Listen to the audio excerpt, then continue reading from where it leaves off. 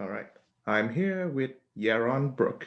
He is an author, a podcaster, and the current chairman of Ayn Rand Institute. Welcome to the show, Yaron. Thank you. Thanks for having me on. All right. So I have a bunch of questions and topics that I wrote down. It's the first I do to any guest because I've been a fan of your work for quite a while now. And my first question for you would be, what is your favorite Shakespeare play? Wow.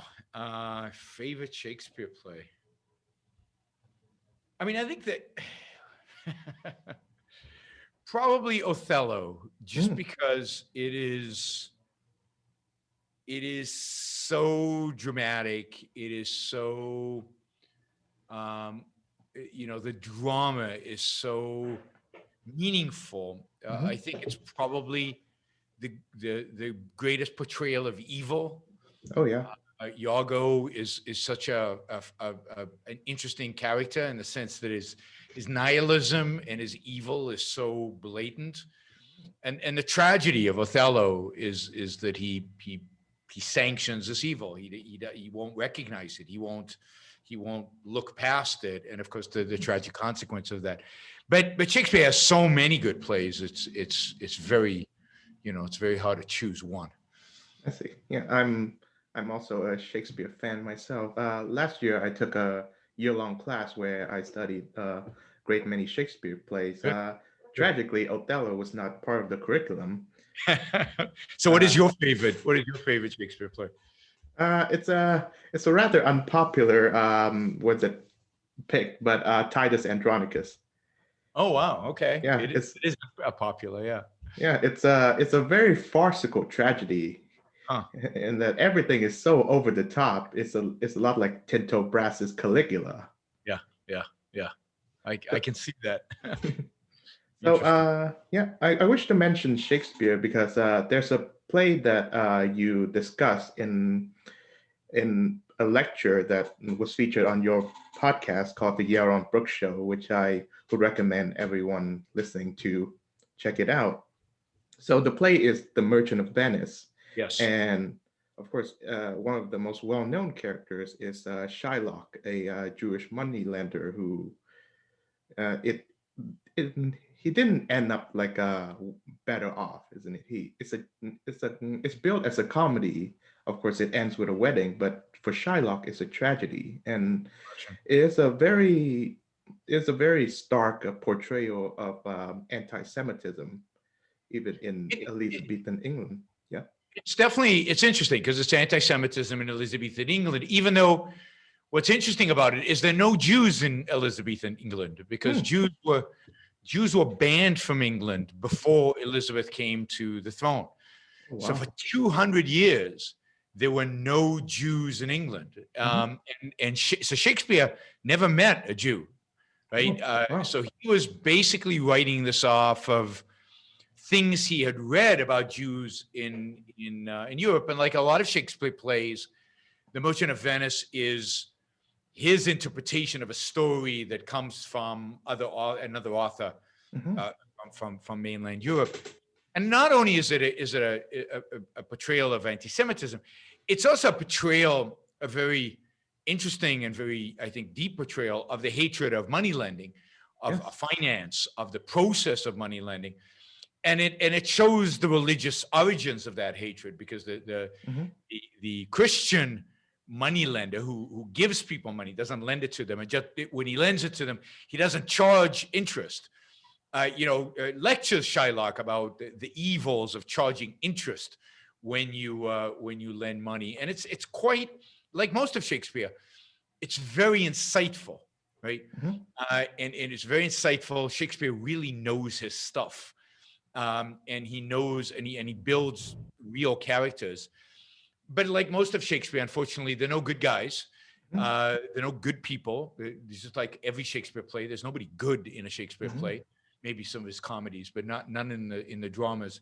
And it ends in tragedy for at least some of the characters. Oh, yeah.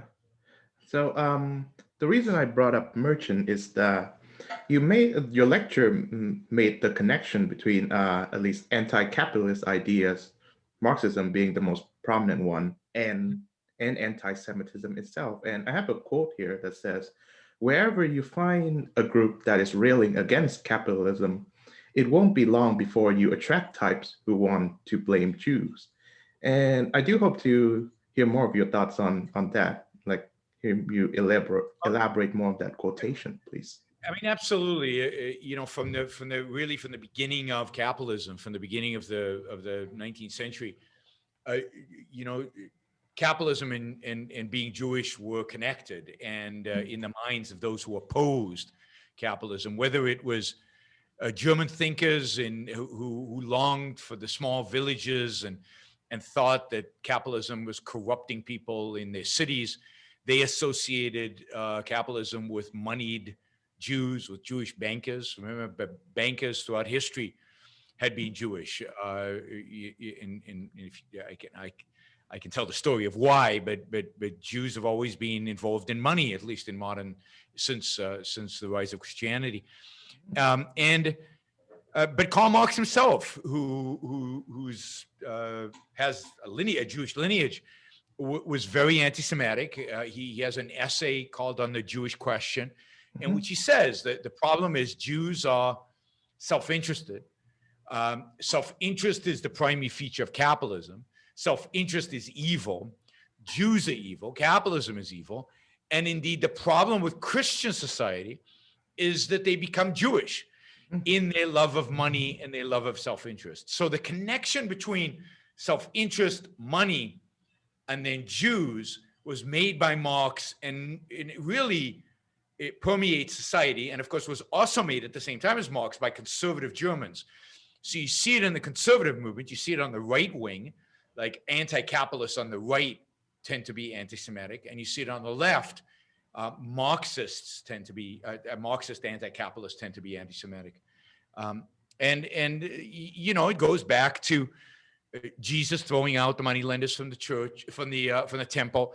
Money lending, money changing has always been deemed sinful, creation of money from money.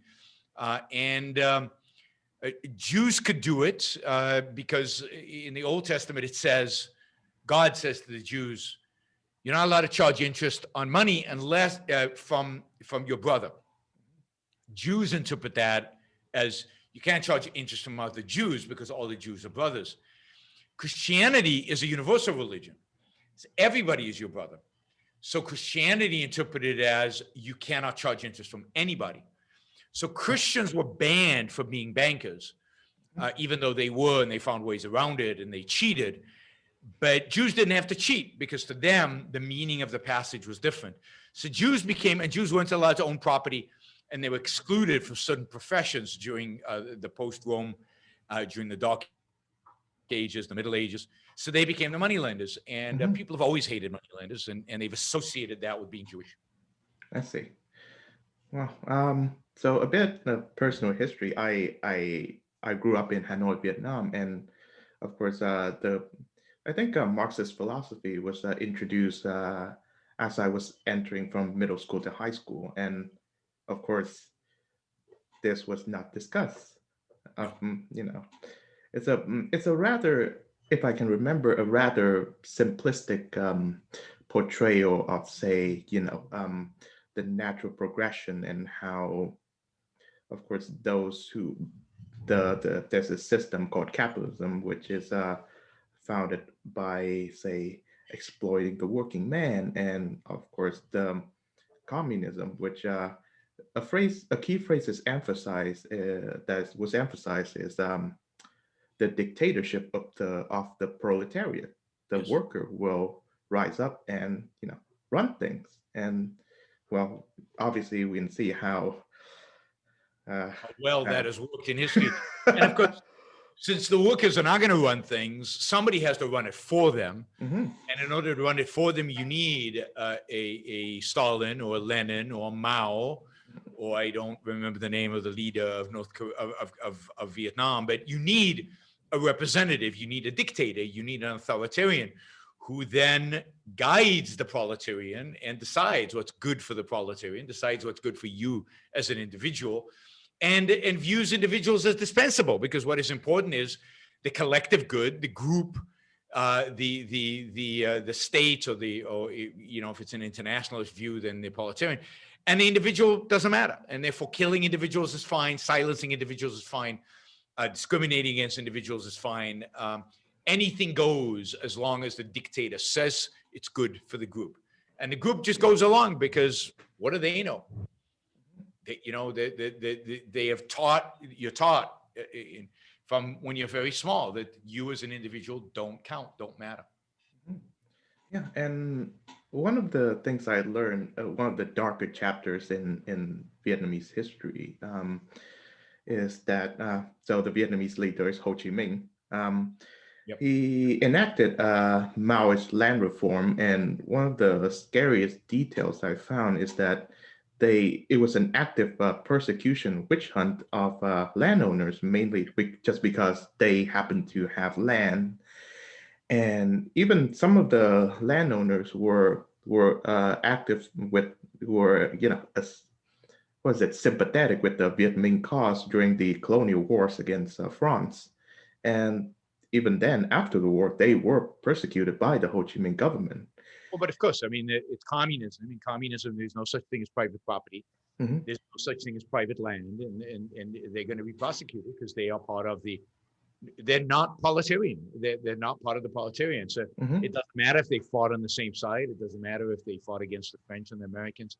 What matters is that they're not proletarian and they are part of an anti from the communist perspective, part of the anti-proletarian middle class bourgeois, Oh. and therefore need Mhm. to be destroyed and need to be criminalized. Oh yeah, and I think upon arriving in Canada, that I think this was the first time that I learned about the Vietnamese boat people, Yeah, and it was completely erased from. I think I didn't learn about it in history books, and no one really sure, talked about it. sure. And I, upon learning about the Vietnamese boat people, I thought, I mean, what kind of political, social, and economic system compels people to risk their lives and the lives of their families and children to go overseas and escape it? And Well, everywhere you go, whether it's Cuba and the boat people out of Cuba, whether it's a Mhm. Soviet, it's East Berlin, where people tried to climb the fence and most of them got shot, Mhm. and they still tried to they kept doing it. They kept trying. Oppression, it leads people who value freedom to do crazy things and to really risk their life and to risk the lives of their family, because the fact is that without freedom, often life is not worth living. And I think people realize that, and as a consequence, are willing to take big risks. So, which brings me to our author of the day, Anne Rand, and Yep. I believe it was the interview that you did with Ben Shapiro, where you said that you were at one point in your life, I think, having socialist ideals, and then a friend of yours lent you a copy of Atlas Shrugged, and Yeah. then it changes your life. So, I wonder if you can elaborate on that. Give Yeah, I some mean, more. I grew up in Israel. I grew up in Israel in the 1960s and 70s. And in those days, everybody was a socialist. There just wasn't anything else. Now, that it wasn't communist, but it was socialist. The largest employer in the country was the labor unions. So the labor unions owned the means of production. And socialism was revered. And really, there was no presentation of an alternative except nationalism and religion, a combination of nationalism and religion.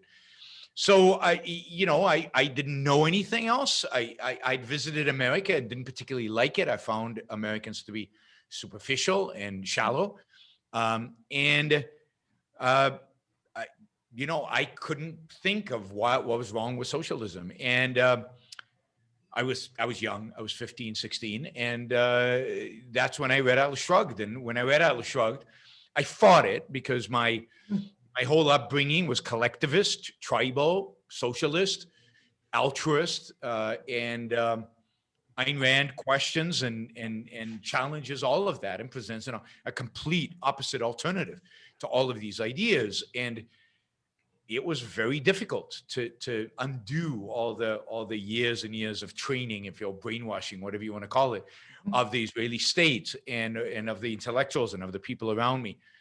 But in the end, Ayn Rand won. In the end, she was right, and by the end of the book, I was convinced she was right, and that I had been wrong all those years. And the rest is history. And the rest is history. And I'm glad it happened when I was 16, so I had a Mhm. long history afterwards.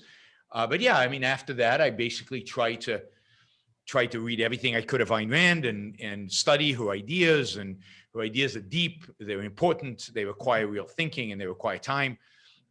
So you really need to study them. And I spent a lot of time doing that and getting involved in the Ayn Rand kind of movement, the objectivist movement, and ultimately landed up running and being the CEO of the Ayn Rand Institute, and today being chairman. So yeah, it's been a long path, but it's been an incredibly rewarding path, because Mhm. ultimately Ayn Rand's ideas about you and about making your life the best life that it can be, and having a good life. And I think that is, I've benefited enormously from having that focus. Mhm.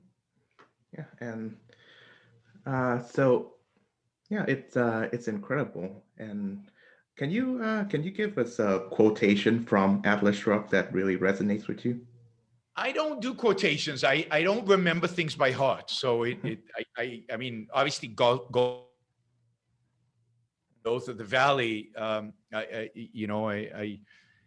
which is that I shall not live for the sake of any, other men, and I don't ask them to. I will never ask them to live for mine.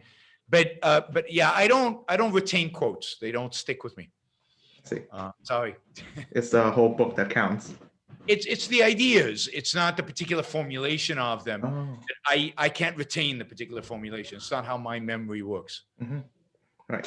So here's a piece of interesting news that you may or may not have already known. The actor Michael Caine of Alfie and the Batman movies fame, Sure.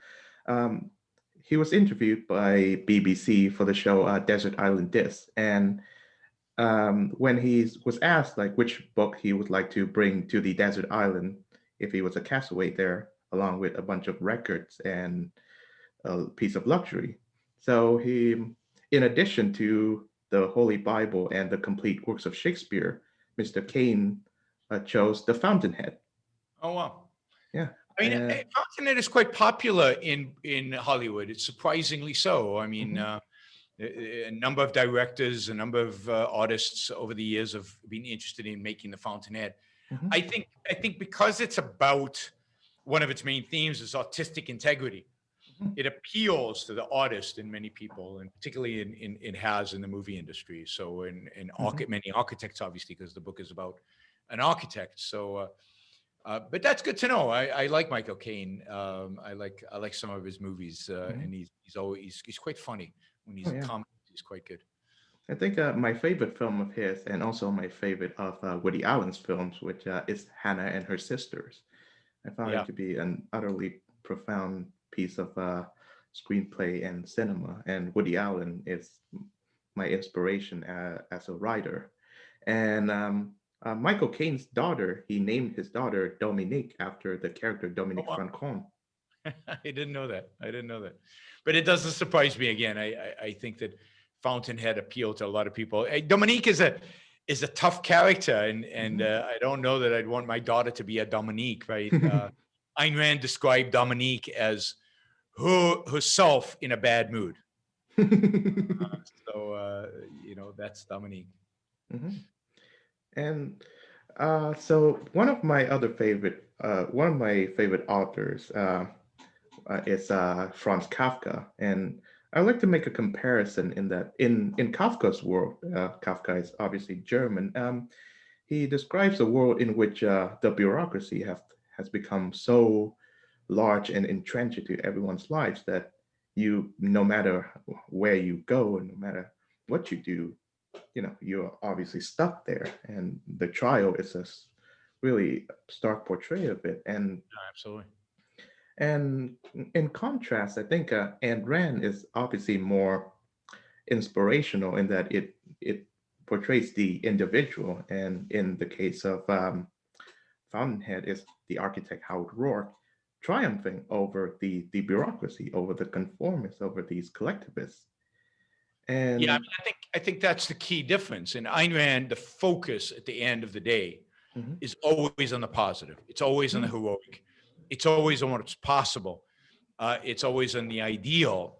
And the bureaucracy, the evil, the bad guys are really background. They're not essential. They're not the movers of the plot. They're not the people who are important in the world.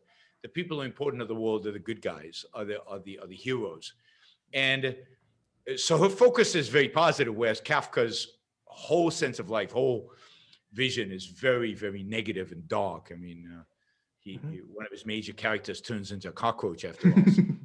Like Gregor in Metamorphosis. metamorphosis, yes, exactly. So, not a pleasant thought for anybody. But Ayn Rand would never write a play like that, right? I mean, because her whole orientation Mhm. is grandeur and success, and you only have the villains in order to to drive certain points home, but they're not the essence. They're not the focus. And when you read about her life, it's a very inspirational American dream tale, isn't it? She was born in the Soviet Union, and then she escaped from the Iron Curtain, and then she made a career for herself. Initially as I believe as a film screenwriter. Well, initially as an extra on movies, as Oh, a right, yeah. she worked in the wardrobe department. Hmm. She did anything she could Hmm. just to make a living while she pursued a career as a screenwriter, Hmm. and then ultimately wrote plays that made it to Broadway, and wrote novels that became some of the biggest bestsellers ever, and still sell.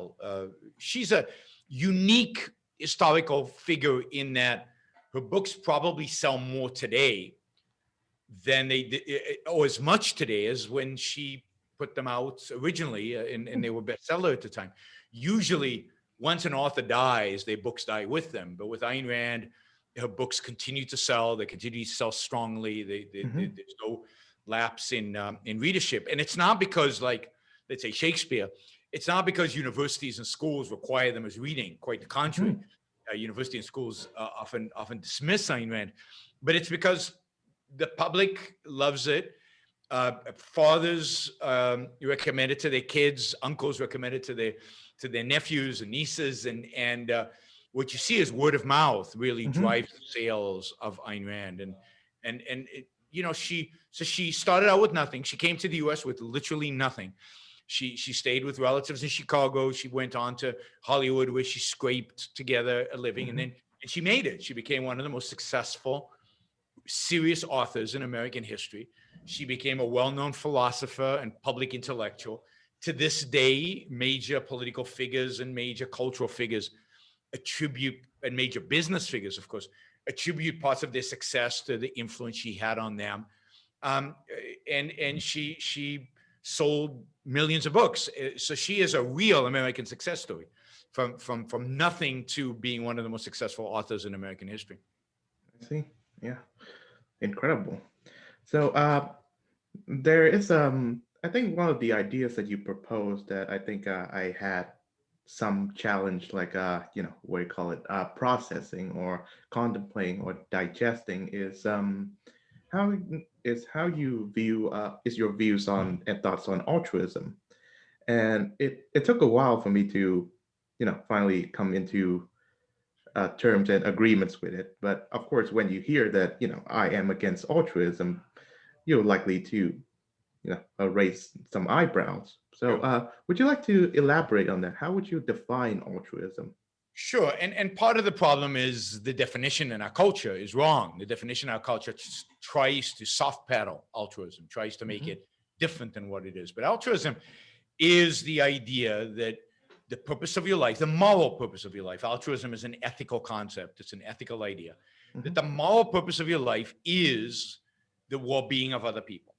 That, Right. that, that, that you should sacrifice. Sacrifice means you should make yourself worse off. You should give without expecting anything in return. Hmm. You should you should self-sacrifice. You should be on a cross. You should suffer gravely for the benefit of other people. That your life doesn't really matter. What matters is their life. Altruism is not being nice to people, being friendly, opening a door, getting up and letting an older woman sit in your chair. That is not altruism. That's just being friendly and nice and so on. None of that is necessarily a sacrifice. That can just be done out of benevolence. But people want to associate sacrifice, the worst kind of sacrifice, not pursuing your interest, being selfless, and sacrificing everything for others with being nice and friendly and opening doors to old women. But that is a confusion. So I reject the idea that somebody else's life is more important than mine. To me, my life is the most important thing there is. And then I structure my life based on that. I look at my values. I look at my value system. I look at my hierarchy of values. What's important to me? What's less important to me? Based on the value of my life and the impact people, events have on my life. So I'm nice to people because I value life, and being nice to people doesn't cost me much, and it tends to be reciprocated, and I just get pleasure out of the fact that other people are doing well. So thinking about myself, valuing myself above all, in a sense, and valuing my life does not involve sacrificing other people. It goes back to that gold quote, right? Sacrificing other people to me hurts me. It's not good for me. I want to deal with people as, in a sense, equals, as traders, as value for value. I want, Ayn Rand advocated for a social system in which we interact with one another as traders, where we maximize the win-win opportunities we all have, the win-win relationships we have. So altruism is the negation of that. Altruism is about win-lose. It's about somebody losing, you. Right. And why do win-lose? Why do win-lose when you can do win-win? When everybody is better off, and win-win is more sustainable. Win-win results are better. Win-lose almost always turns into lose-lose, where both parties lose. That's true in business. That's true in marriage. That's true in relationships and friendship. That's true in almost every realm of life. If one party loses, the other party tends to lose as well. So I refuse to sacrifice my life and my values for other people. Right. Yeah, I do remember last year when I was living in a different house, and my former roommate, when I mentioned the name Ayn Rand to him, you can imagine the angry expression on his face, and he would reserve some of the most vile and terrible words to attribute to Mrs. Rand. And unsurprisingly, he identifies himself as a socialist. And of course, I believe one of the various things that he has with Ayn Rand is how she teaches you to be put yourself first. And yeah, I do agree with your ideas in that. I think when you sacrifice certain things, including your life, to them, suddenly it becomes an unequal relationship. Like you either less than or more than the other person. Yes, yeah? Absolutely. And what does it mean to put your life first? It means that if you're going to listen to music, you want to listen to music you like. A sacrifice would be to put on music you don't like, so you suffer, so you're worse off. It means using your mind, because your mind is your tool of cognition. Your mind, your reason is how you discover values. It's how you understand the world. It's how you know what reality is. It means using your mind in every aspect of your life, thinking, right? Her ethics really boils down to think, right? Think for yourself. Don't let other people think for you. And then use your mind to figure out what are the important values in your life. And if you do that, you become focused on your values, on pursuing those values and achieving those values, and finding things that you love and finding things that really add value to your life. But it isn't the case that what somebody who is focused on self is not focused on putting other people down, because putting other people down does not add to my life. It doesn't make me better. Lying, stealing, cheating, for example, are all destructive strategies. They're not strategies that make my life better. I mean, I always tell audiences, if you don't understand that lying is destructive, then just try it for a day. Lie to everybody you meet for a day. See what happens. I mean, you'll feel bad, but importantly, people won't want to deal with you. They'll write you off. Mm-hmm. And that's not a good way to live. It's not a productive way to live. It's not a live. And of course, the person you should be most careful not to lie to is you. Because if you lie to yourself, you're destroying your capacity to reason. You're destroying your capacity to be rational, because rationality depends on what? On facts, on truth, on reality. And once you poison that, you poison your capacity to take care of yourself and be, truly egoistic. So egoism requires thinking, requires rational thinking, and therefore rejects any kind of cheating, any kind of deceiving, any kind of lying. Right.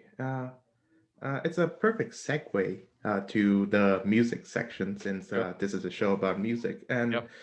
I believe that I think one of the first things that I find myself to be separate from, say, my environment, as in the subset of society where I was born and raised in, is how my tastes in music were different from the others. I remember listening to Pink Floyd and Neil Young constantly, while that their names are completely alien to my peers back in Hanoi. And Yep. it was then when as an adolescent, I find, I guess, my sense of self and my individuality. And I wonder, does music have the same Was, effect? was Yes. that music available in Hanoi? Well, you can find it on streaming sites. I see. Back then, I think Apple Music was available. Interesting. My question is, does music have the same effect on you, and what kinds of music does that, if that is the Yeah. case? Yes, I mean, definitely. I think music is, a music elicits a very powerful emotional, visceral response from Hmm. me, and I think from a lot of people. And it's individual, because you're feeling it, intensely, um, and so music is very important in my life. I think should be very important in everybody's life, because I think it's a great source of value. It's a great source of positive emotion. It's a great source of connecting with yourself, experience yourself, introspecting about yourself, learning about your own values and learning about your own Hmm. emotions. Um, and my I grew up as a teenager. I say my musical taste was very similar, in a sense, of Pink Floyd and Neil Young, and a lot of kind of the 1970s rock music. I never liked heavy metal. I never liked punk. I never liked kind of the more nihilist, what I viewed as Hmm. nihilistic. But I like the more melodic, Hmm. the more sophisticated, I'd say, kind of rock that I think Pink Floyd represents, even though it's very dark. Hmm. But it's also very contemplative. It's also very uh, thoughtful and beautiful, melodically beautiful. Hmm. But then I'd say in my 20s, I discovered classical music, Hmm. and really have been a lover of classical music since then. So I'd say today, 90% of the music I listen to is classical music. I dabble in everything else. I can listen to some jazz. I listen to some old Pink Floyd, but also listen to, maybe when I'm driving, a smattering of country, or anything that has a decent melody. I can't stand things that have a beat and are centered around a beat, where everything is about a pulse, a beat. I find Hmm. it annoying and primitive in some sense, very basic, very unsophisticated. And a lot of modern music, almost all modern music today, is just a beat. It's just a beat, and everything else, whatever harmony and melody there is, it's just centered around this beat that is supposed to drive you. And I can't listen to that for very long. Right. Speaking of classical music, I believe one of my favorite movies centered around that topic is Milos Forman's Amadeus, and which there are some relations there because Forman himself escaped from the Soviet Union. Yes. Yes. And Yeah, it's a wonderful movie. It's fantastically done. It's beautifully acted and filmed, and the music is fantastic. I don't know how well it relates to reality in terms of the true history of Mozart, but it doesn't matter. It's a movie, and you can enjoy it on its own. The scenes in the end of the creation of the Requiem, I Requiem think. are some of the most fabulous scenes ever filmed, I think, in terms of drama, music, intensity, integration of drama, music, and acting. It's all kind of comes together. I also think the whole portrayal of Salieri, yeah. Salieri, and the envy that drives him towards Mozart is very incisive psychologically, and you can see that kind of envy in our culture today. Oh, yeah. So yes, it's a brilliant movie, and it you really gain an appreciation for Mozart music if you didn't have one before through that movie. Oh yeah. Do you listen to like the music composed by Antonio Salieri, the actual man himself? I have a little bit, I haven't heard a lot of it, and it sounds good, but it just lacks that sense of greatness that you get a sense from Haydn or from Mozart from that period of time. Oh yeah. Which Mozart piece would you recommend for people who are in my age? I have no idea what people in your age would listen to, but I would recommend Amadeus because I think the movie introduces a lot of the music to the audience. But his piano concertos, his later piano concertos are just beautiful. The melodies are just fantastic. I don't know how many people are interested in opera, but of course some of his operas, The Magic Flutes, is a wonderful opera and has some fantastic music and singing and comedy and drama and some just beautiful scenes.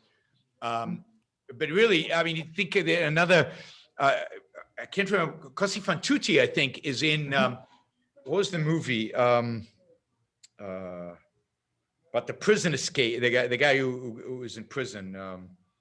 The Great Escape? No, more modern. Shawshank Redemption? Shawshank Redemption. Is it Così fan tutti that they play in the prison? Oh, okay. I can't remember. They play an aria from Mozart. Oh. At one of his operas at some point in the movie, and it's just beautiful. And you see the prisoners stop, and it's stunning. He replaces the soundtrack at some point as an act of rebellion. Oh wow! So check it out if you don't remember it. Oh yeah, and I would like to talk about Milos Forman a bit because I believe he passed away in 2018 and 19, and one of the things I find really fascinating and incredible about his films is that they're always centered on this individual who's rather kind of an outsider. Of course, one of his most well-known films is One Flew Over the Cuckoo's Nest. Yep.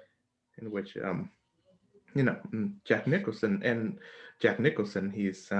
he pretends to be insane, and then he goes into this mental hospital, and there's Nurse Ratched, which is the most like memorable portrayal of bureaucratic evil ever. And I believe one of the most memorable scenes in the film is that when Jack Nicholson, McMurphy, I think that's his character, he asks the other patients why they are there, and they ask, well, we just volunteered ourselves to be here, like we were here on our own will, and he was staggered by it.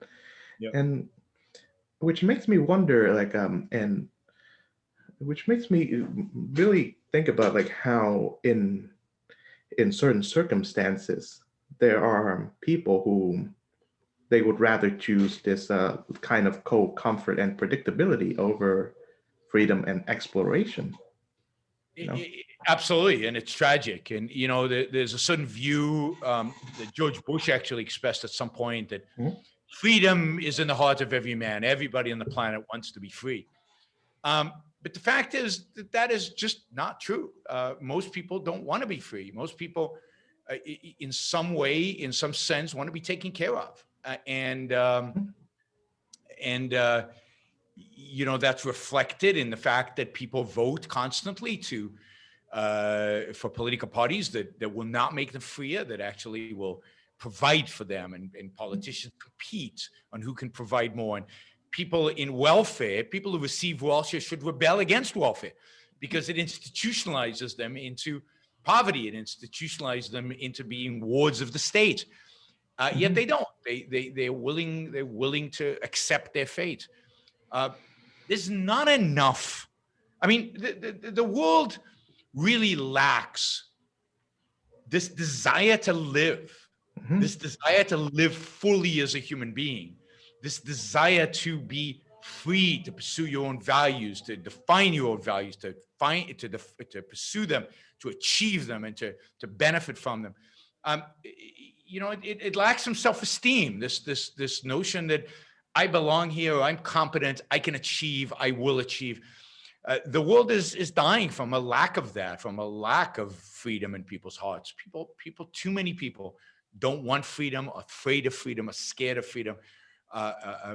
Will trade security, will vote for security anytime. And of course, as happens in One Flew Over the Cuckoo's Nest, what you discover is you're not buying security. You're not going to be secure in a place like this, because now it's your whim of some evil nurse, and she can do anything to you. And it's completely arbitrary. And as Jack Nicholson discovers, you know, his fate is horrific at the hands of her, and the fate of everybody really is. So when you give up your freedom, you're giving up security as well as freedom. Oh yeah. So my all-time favorite album is "Wish You Were Here" by Pink Floyd, and in the title track, there's obviously that well-known line: "Did you exchange a walk-on part in the war or a lead role in a cage?" It's And one of I my favorites.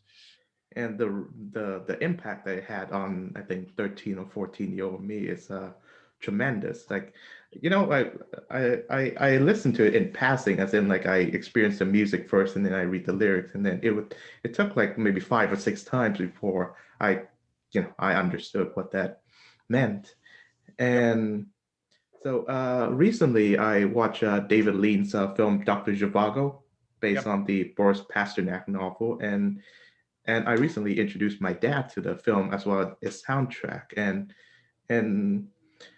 it's a I guess it's a rather romantic film, but it I think it's one of those movies that is willing to look into the horrid realities of Russia post Lenin, Yes, and it's rare. It doesn't quite look at it deep enough, I think. It doesn't mhm, quite reflect the full horrors of it, but at least it's willing to do something.